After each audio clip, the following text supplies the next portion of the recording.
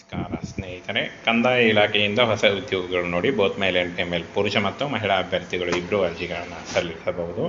ಹಾಗೆ ಈ ಒಂದು ಹುದ್ದೆಗಳು ಸಂಪೂರ್ಣವಾಗಿ ಕಾಯಂ ಉದ್ಯೋಗಗಳಾಗಿರ್ತವೆ. ಅರ್ಜಿ ಸಲ್ಲಿಕೆ ಆಲ್ರೆಡಿ ಅರ್ಜಿ ಸಲ್ಲಿಕೆ ಶುರುವಿದೆ ನೋಡಿ, ರನ್ನಿಂಗ್ನಲ್ಲಿ ಇದೆ. ನೀವು ಅರ್ಜಿಗಳನ್ನು ಸಲ್ಲಿಸಬಹುದು.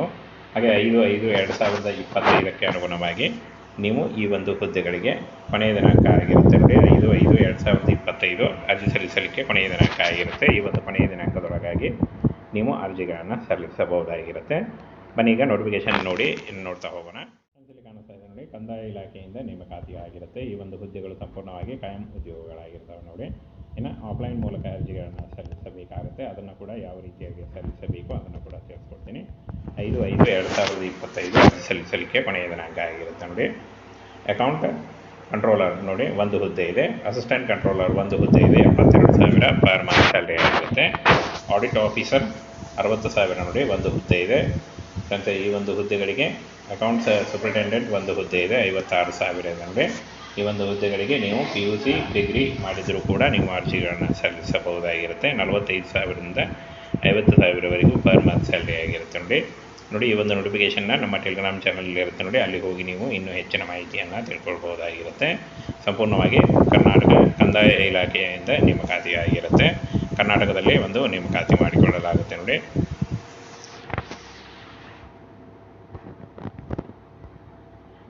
ಕರ್ನಾಟಕದ ಕಂದಾಯ ಇಲಾಖೆಯಿಂದ ನೇಮಕಾತಿ ಆಗಿರುತ್ತೆ. ಒಟ್ಟು 6 ಹುದ್ದೆಗಳಿಂದ ನೋಡಿ. ಆಯ್ಕೆಯಾದ ಅಭ್ಯರ್ಥಿಗಳಿಗೆ ಕರ್ನಾಟಕದ ಬೆಂಗಳೂರಲ್ಲಿ ನೇಮಕಾತಿ ಮಾಡಿಕೊಳ್ಳಲಾಗುತ್ತೆ. ಹಾಗೇನು ಸ್ಯಾಲ್ರಿ ನೋಡಿ 35,000ವರೆಗೂ ಪರ್ ಮಂತ್ ಸ್ಯಾಲ್ರಿ ಆಗಿರುತ್ತೆ. ಕರ್ನಾಟಕದ ಎಲ್ಲ ಅಭ್ಯರ್ಥಿಗಳು ಕೂಡ ಈ ಒಂದು ಹುದ್ದೆಗಳಿಗೆ ಅರ್ಜಿಗಳನ್ನು ಸಲ್ಲಿಸಬಹುದು. ಇನ್ನು ಕಾನೂನು ಅಧಿಕಾರಿ ಮತ್ತು ಕಾನೂನು ಸಲಹೆಗಾರ, IT ಸಿಬ್ಬಂದಿ, ಜೂನಿಯರ್ ಪ್ರೋಗ್ರಾಮರ್ ಮತ್ತು ನೆಟ್ವರ್ಕ್ ಮ್ಯಾನೇಜರ್ ಹಾಗೂ ಆಪ್ತ ಕಾರ್ಯದರ್ಶಿ, ಲೆಕ್ಕ ಪರಿಶೋಧನಾಕಾರಿ, ಸಹಾಯಕ ನಿಯಂತ್ರಕ ಮತ್ತು ಲೆಕ್ಕಪತ್ರ ಅಧಿಧೀಕ್ಷಕರು ಇಷ್ಟೊಂದು ಹುದ್ದೆಗಳಿದೆ ನೋಡಿ. ಈ ಒಂದು ಹುದ್ದೆಗಳಿಗೆ ಆಯ್ಕೆ ಮಾಡಿಕೊಂಡು ನೀವು ಅರ್ಜಿಗಳನ್ನು ಸಲ್ಲಿಸಬಹುದು. ಇನ್ನು ಏಜ್ ಲಿಮಿಟು ಮತ್ತು ಯಾವ ರೀತಿಯಾಗಿ ಅಪ್ಲೈ ಮಾಡಬೇಕು ನೋಡೋದಾದರೆ ಇಲ್ಲಿ ನೋಡಿ, 18ರಿಂದ ಏನು ನಿಮಗೆ 30 ಅಥವಾ 35ರವರೆಗೂ ಕೂಡ ನೀವು ಅರ್ಜಿಗಳನ್ನು ಸಲ್ಲಿಸಬಹುದಾಗಿರುತ್ತೆ. OBC ಅಭ್ಯರ್ಥಿಗಳಿಗೆ 3 ವರ್ಷ ಮತ್ತು SC/ST ಅಭ್ಯರ್ಥಿಗಳಿಗೆ 5 ವರ್ಷಗಳ ವಯೋಮಿತಿ ಕಲಿಕೆ ಕೂಡ ಇರುತ್ತೆ. ಸಂದರ್ಶನ ಮತ್ತು ಕನ್ನಡದಲ್ಲಿ ಲಿಖಿತ ಪರೀಕ್ಷೆ ಮೂಲಕ ಆಯ್ಕೆಯನ್ನು ಮಾಡಿಕೊಳ್ಳಲಾಗುತ್ತೆ. ಕನ್ನಡದಲ್ಲಿ ಲಿಖಿತ ಪರೀಕ್ಷೆ ಇರುತ್ತೆ ನೋಡಿ. ಹಾಗೇನೆ ನಂತರ ಈ ಒಂದು ಹುದ್ದೆಗಳಿಗೆ ಅರ್ಜಿ ಸಲ್ಲಿಸುವಂಥ ಅಭ್ಯರ್ಥಿಗಳು ಯಾವುದೇ ಡಿಗ್ರಿ ಮತ್ತು BE, BCom, MCom ಹಾಗೂ ಇಲ್ಲಿ ನೋಡಿ LLM ಅಥವಾ LLB ಮಾಡಿದರೂ ಕೂಡ ನೀವು ಈ ಒಂದು ಹುದ್ದೆಗಳಿಗೆ ಅರ್ಜಿಗಳನ್ನು ಸಲ್ಲಿಸಬಹುದು. ಹಾಗೂ PUC ಆದಂಥ ಅಭ್ಯರ್ಥಿಗಳು ಕೂಡ ಅರ್ಜಿಗಳನ್ನು ಸಲ್ಲಿಸಬಹುದು. ಈ ಒಂದು ಹುದ್ದೆಗಳಿಗೆ ಯಾವುದೇ ರೀತಿಯ ಅಪ್ಲಿಕೇಶನ್ ಫೀ ಇರಲ್ಲ. ಫ್ರೀಯಾಗಿ ನೀವು ಅರ್ಜಿಗಳನ್ನು ಸಲ್ಲಿಸಬಹುದು. ಸಂಪೂರ್ಣವಾಗಿ ಈ ಒಂದು ಹುದ್ದೆಗಳಿಗೆ ಫ್ರೀಯಾಗಿ ಅರ್ಜಿ ಶುಲ್ಕ, ಯಾವುದೇ ರೀತಿಯ ಒಂದು ಅರ್ಜಿ ಶುಲ್ಕ ಇರಲ್ಲ. ಇನ್ನು ನೀವು ಆಫ್ಲೈನ್ ಮೂಲಕ ಅರ್ಜಿ ಫಾರ್ಮ್ ಇರುತ್ತೆ ನೋಡಿ, ಅರ್ಜಿ ಫಾರ್ಮನ್ನು ಡೌನ್ಲೋಡ್ ಮಾಡಿಕೊಂಡು ನೀವು ಈ ಒಂದು ಹುದ್ದೆಗಳಿಗೆ ಅರ್ಜಿಗಳನ್ನು ಸಲ್ಲಿಸಬಹುದು. ನಮಸ್ಕಾರ ಸ್ನೇಹಿತರೆ, ಕಂದಾಯ ಇಲಾಖೆಯಿಂದ ಹೊಸ ಉದ್ಯೋಗಗಳು ನೋಡಿ ಬೋತ್ ಮೇಲ್ ಆ್ಯಂಡ್ ಫಿಮೇಲ್ ಪುರುಷ ಮತ್ತು ಮಹಿಳಾ ಅಭ್ಯರ್ಥಿಗಳು ಇಬ್ಬರು ಅರ್ಜಿಗಳನ್ನು ಸಲ್ಲಿಸಬಹುದು. ಹಾಗೆ ಈ ಒಂದು ಹುದ್ದೆಗಳು ಸಂಪೂರ್ಣವಾಗಿ ಕಾಯಂ ಉದ್ಯೋಗಗಳಾಗಿರ್ತವೆ. ಅರ್ಜಿ ಸಲ್ಲಿಕೆ ಆಲ್ರೆಡಿ ಅರ್ಜಿ ಸಲ್ಲಿಕೆ ಶುರುವಿದೆ ನೋಡಿ, ರನ್ನಿಂಗ್ನಲ್ಲಿ ಇದೆ. ನೀವು ಅರ್ಜಿಗಳನ್ನು ಸಲ್ಲಿಸಬಹುದು. ಹಾಗೆ 5/5/2025 ಅನುಗುಣವಾಗಿ ನೀವು ಈ ಒಂದು ಹುದ್ದೆಗಳಿಗೆ ಕೊನೆಯ ದಿನಾಂಕ ಆಗಿರುತ್ತೆ ನೋಡಿ. 5/5/2025 ಅರ್ಜಿ ಸಲ್ಲಿಸಲಿಕ್ಕೆ ಕೊನೆಯ ದಿನಾಂಕ ಆಗಿರುತ್ತೆ. ಈ ಒಂದು ಕೊನೆಯ ದಿನಾಂಕದೊಳಗಾಗಿ ನೀವು ಅರ್ಜಿಗಳನ್ನು ಸಲ್ಲಿಸಬಹುದಾಗಿರುತ್ತೆ. ಬನ್ನಿ ಈಗ ನೋಟಿಫಿಕೇಶನ್ ನೋಡಿ ನೋಡ್ತಾ ಹೋಗೋಣ. ಕಂದಾಯ ಇಲಾಖೆಯಿಂದ ನೇಮಕಾತಿ ಆಗಿರುತ್ತೆ. ಈ ಒಂದು ಹುದ್ದೆಗಳು ಸಂಪೂರ್ಣವಾಗಿ ಕಾಯಂ ಉದ್ಯೋಗಗಳಾಗಿರ್ತವೆ ನೋಡಿ. ಇನ್ನು ಆಫ್ಲೈನ್ ಮೂಲಕ ಅರ್ಜಿಗಳನ್ನು ಸಲ್ಲಿಸಬೇಕಾಗುತ್ತೆ. ಅದನ್ನು ಕೂಡ ಯಾವ ರೀತಿಯಾಗಿ ಸಲ್ಲಿಸಬೇಕು ಅದನ್ನು ಕೂಡ ತಿಳಿಸ್ಕೊಡ್ತೀನಿ. 5/5/2025 ಅರ್ಜಿ ಸಲ್ಲಿಸಲಿಕ್ಕೆ ಕೊನೆಯ ದಿನಾಂಕ ಆಗಿರುತ್ತೆ ನೋಡಿ. ಅಕೌಂಟ್ ಕಂಟ್ರೋಲರ್ ನೋಡಿ ಒಂದು ಹುದ್ದೆ ಇದೆ. ಅಸಿಸ್ಟೆಂಟ್ ಕಂಟ್ರೋಲರ್ ಒಂದು ಹುದ್ದೆ ಇದೆ. 72,000 ಪರ್ ಮಂತ್ ಸ್ಯಾಲರಿ ಆಗಿರುತ್ತೆ. ಆಡಿಟ್ ಆಫೀಸರ್ 60,000 ನೋಡಿ ಒಂದು ಹುದ್ದೆ ಇದೆ. ಮತ್ತು ಈ ಒಂದು ಹುದ್ದೆಗಳಿಗೆ ಅಕೌಂಟ್ಸ್ ಸೂಪರಿಂಟೆಂಡೆಂಟ್ ಒಂದು ಹುದ್ದೆ ಇದೆ. 56,000 ಇದೆ ನೋಡಿ. ಈ ಒಂದು ಹುದ್ದೆಗಳಿಗೆ ನೀವು PUC ಡಿಗ್ರಿ ಮಾಡಿದರೂ ಕೂಡ ನೀವು ಅರ್ಜಿಗಳನ್ನು ಸಲ್ಲಿಸಬಹುದಾಗಿರುತ್ತೆ. 45,000ರಿಂದ 50,000ವರೆಗೂ ಪರ್ ಮಂತ್ ಸ್ಯಾಲರಿ ಆಗಿರುತ್ತೆ ನೋಡಿ.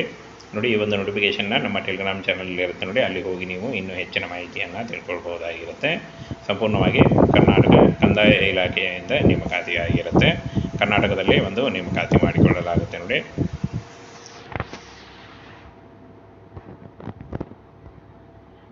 ಕರ್ನಾಟಕದ ಕಂದಾಯ ಇಲಾಖೆಯಿಂದ ನೇಮಕಾತಿ ಆಗಿರುತ್ತೆ. ಒಟ್ಟು 6 ಹುದ್ದೆಗಳಿಂದ ನೋಡಿ. ಆಯ್ಕೆಯಾದ ಅಭ್ಯರ್ಥಿಗಳಿಗೆ ಕರ್ನಾಟಕದ ಬೆಂಗಳೂರಲ್ಲಿ ನೇಮಕಾತಿ ಮಾಡಿಕೊಳ್ಳಲಾಗುತ್ತೆ.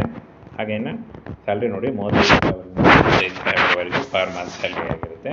ಕರ್ನಾಟಕದ ಎಲ್ಲ ಅಭ್ಯರ್ಥಿಗಳು ಕೂಡ ಈ ಒಂದು ಹುದ್ದೆಗಳಿಗೆ ಅರ್ಜಿಗಳನ್ನು ಸಲ್ಲಿಸಬಹುದು.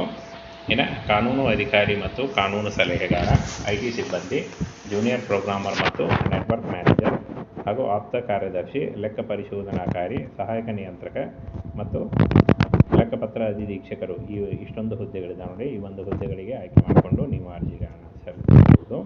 ಇನ್ನು ಏಜ್ ಲಿಮಿಟು ಮತ್ತು ಯಾವ ರೀತಿಯಾಗಿ ಅಪ್ಲೈ ಮಾಡಬೇಕು ನೋಡೋದಾದರೆ ಇಲ್ಲಿ ನೋಡಿ 18ರಿಂದ ಏನು ನಿಮಗೆ 30 ಅಥವಾ 35ರವರೆಗೂ ಕೂಡ ನೀವು ಅರ್ಜಿಗಳನ್ನು ಸಲ್ಲಿಸಬಹುದಾಗಿರುತ್ತೆ. OBC ಅಭ್ಯರ್ಥಿಗಳಿಗೆ 3 ವರ್ಷ ಮತ್ತು SC/ST ಅಭ್ಯರ್ಥಿಗಳಿಗೆ 5 ವರ್ಷಗಳ ವಯೋಮಿತಿ ಕೂಡ ಇರುತ್ತೆ. ಸಂದರ್ಶನ ಮತ್ತು ಕನ್ನಡದಲ್ಲಿ ಲಿಖಿತ ಪರೀಕ್ಷೆಯ ಮೂಲಕ ಆಯ್ಕೆಯನ್ನು ಮಾಡಿಕೊಳ್ಳಲಾಗುತ್ತೆ. ಕನ್ನಡದಲ್ಲಿ ಲಿಖಿತ ಪರೀಕ್ಷೆ ಇರುತ್ತೆ ನೋಡಿ. ಹಾಗೇನೆ ನಂತರ ಈ ಒಂದು ಹುದ್ದೆಗಳಿಗೆ ಅರ್ಜಿ ಸಲ್ಲಿಸುವಂಥ ಅಭ್ಯರ್ಥಿಗಳು ಯಾವುದೇ ಡಿಗ್ರಿ ಮತ್ತು BE, BCom, MCom ಹಾಗೂ ಇಲ್ಲಿ ನೋಡಿ LLM ಅಥವಾ LLB ಮಾಡಿದರೂ ಕೂಡ ನೀವು ಈ ಒಂದು ಹುದ್ದೆಗಳಿಗೆ ಅರ್ಜಿಗಳನ್ನು ಸಲ್ಲಿಸಬಹುದು. ಹಾಗೂ PUC ಆದಂಥ ಅಭ್ಯರ್ಥಿಗಳು ಕೂಡ ಅರ್ಜಿಗಳನ್ನು ಸಲ್ಲಿಸಬಹುದು. ಈ ಒಂದು ಹುದ್ದೆಗಳಿಗೆ ಯಾವುದೇ ರೀತಿಯ ಅಪ್ಲಿಕೇಶನ್ ಫೀ ಇರಲ್ಲ. ಫ್ರೀಯಾಗಿ ನೀವು ಅರ್ಜಿಗಳನ್ನು ಸಲ್ಲಿಸಬಹುದು. ಸಂಪೂರ್ಣವಾಗಿ ಈ ಒಂದು ಹುದ್ದೆಗಳಿಗೆ ಫ್ರೀಯಾಗಿ ಅರ್ಜಿ ಶುಲ್ಕ, ಯಾವುದೇ ರೀತಿಯ ಒಂದು ಅರ್ಜಿ ಶುಲ್ಕ ಇರಲ್ಲ.